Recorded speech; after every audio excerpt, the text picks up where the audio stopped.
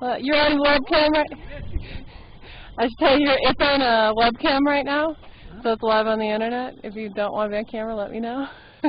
I'll turn my head away.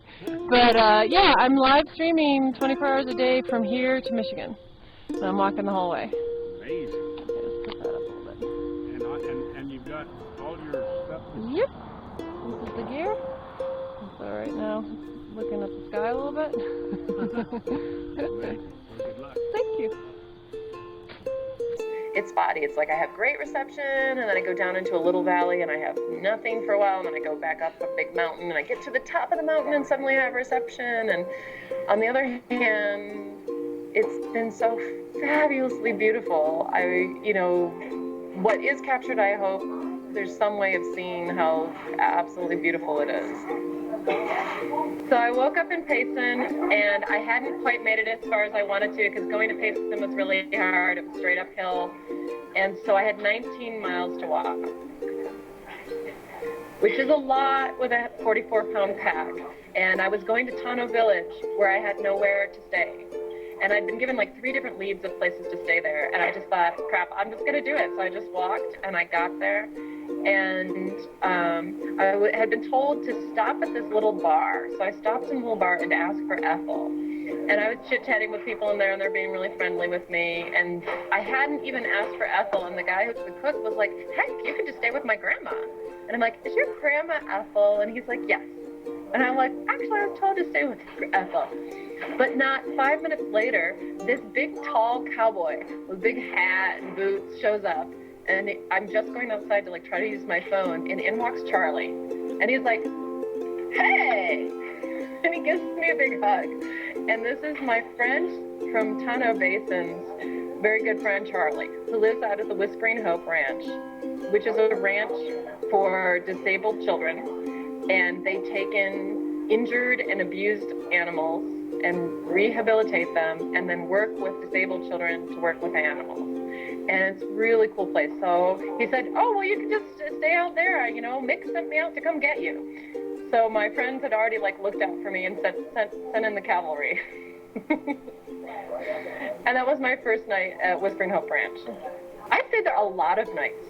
So he took me back out to Tano Village, and I walked, and they put me up in one of their cabins there. And I walked all the way from Tano Village to the ranch, out to the ranch, which was only 12 miles. It wasn't that bad. And I didn't have to carry my pack because they said I could stay there that night too. So I stayed there that night. And then the next day, I walked out to Forest Lake. And I was planning the very next day to just, go out to Forest Lake and then go to Heber. Well, it snowed in Arizona. In May, a lot of snow, feet of snow. So needless to say, I was kind of snowed in. And every night I'd say, listen, Charlie, I don't want to overstay my welcome. I feel kind of bad that you were supposed to take me in for one night and you've taken me in for 3. And he's like, no, you're a blessing. I love having you here. That's totally fine. And so I stayed another night because I was snowed in. And then I stayed another night because I was snowed in. And I got to ride a horse for the first time in 25 years. Because Charlie's like, oh, just come out to the corral. And I'm a little intimidated by horses, but I went out and I got up on the horse, and it was cool. It was actually really fun and really easy just because he was relaxed about it, and he was just like, do this, do that. And they're well-trained horses, and it was pretty cool. And then the next day, went out to Forest Lakes, and I walked to Heber. And I stayed with a couple there that his neighbor his neighbor just randomly stopped by, had been down in Mexico, and he knows everybody in the area. He's like, well, let me make a couple phone calls. And he's like, and by the way, come on over for breakfast. So we went over there for breakfast the next morning, had a great breakfast, and then I walked to his friend's house, and they put me up. So it's been like that all along the way. Two things that amaze me about this so far. One, every time I've needed something, from the simplest thing of I needed a little something to help improve the sound on my microphone, and I'm staying with a family where the woman's into all these crafts, and she's like, I've got foam, let's rig up something, to help with my backpack, to literally like anytime I've needed something, it's just kind of appeared. Or someone's helped me. I've had people hand me $20 and just say, I like what you're doing, here's some money.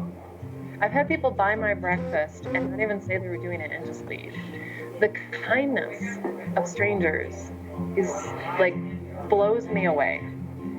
Every day I receive more kindness than I feel like I can handle. And the other thing that amazes me about this is what the whole intention of the project is, which you just meet one person in a little community and talk to them. And then they're like, this is great, I love what you're doing. I have a friend in X, Y, or Z. And then that's your next night stay. It's all the community connections, people who know people who know people. You know, the family who took me in Kearney is Jesus Christ of Latter-day Saints, and they have a big community, which I didn't really know much about Mormons before this project, but I have to say, if you can base a community on a few people, they have been kindness itself, of like helping me out and just going out of their way to find somewhere for me to sleep at night. And then beyond that, I talked to the Kiwanis Club. I actually went to their bingo night and in Tonto Basin, and they also have made like 12 different connections for me. Awesome. And Charlie gave me his jacket because he's like, it's snowing. He has a bunch of jackets. He's like, just take it, and when you don't need it, give it to someone who needs it. Stuff like that.